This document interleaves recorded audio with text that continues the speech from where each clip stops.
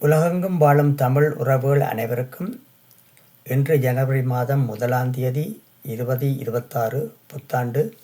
உங்கள் அனைவருக்கும் புத்தாண்டு வாழ்த்துக்களை தெரிவித்துக் கொண்டு இன்றைய தலைப்பாக பெரிய பிரித்தானியா ஐக்கிய ராச்சியத்தில் என்ன குடிவரவு திட்டங்களிலான மாற்றங்களை காண இருக்கின்றேன்.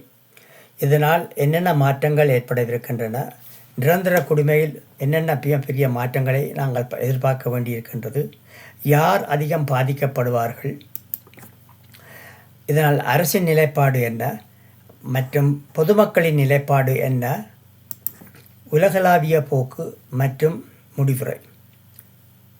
வணக்கம் நேயர்களே. 2026 முதல்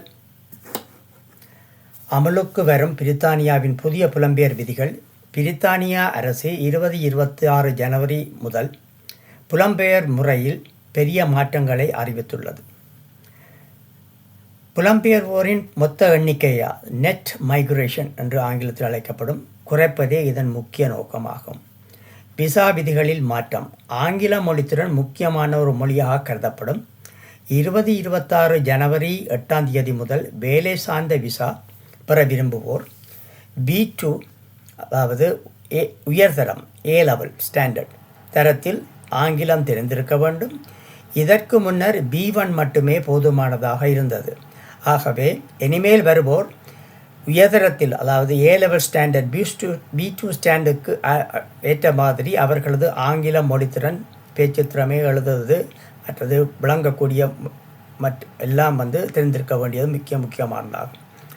இதனால் பாதிக்கப்படக்கூடியவர்கள் யார் என்று பார்த்தோமே ஆனால் பட்டதாரிகள், ஸ்கில்டு ஒர்க்கர் விசா மற்றும் ஸ்கேல் அப் விசா விண்ணப்பதாரர்கள் அதிகமாக பாதிக்கப்படுவார். இதற்கு விதிவிலக்கு என்னவென்றால், இந்த சட்டத்திட்டங்களுக்கான விதிவிலக்கு ஏற்கனவே விசா பெற்றவர்கள் தங்கள் அனுமதியை நீட்டிக்கும் பொழுது புதிய விதி பொருந்தாது. நிரந்தர குடியுரிமை settled status, indefinite leave to remain ILR என்று ஆங்கிலத்தில் அழைக்கப்படும் சுருக்கம். இதற்கான தகுதி காலம் 5 ஆண்டிலிருந்து 10 ஆண்டுகளாக நீடிக்கப்பட்டுள்ளது.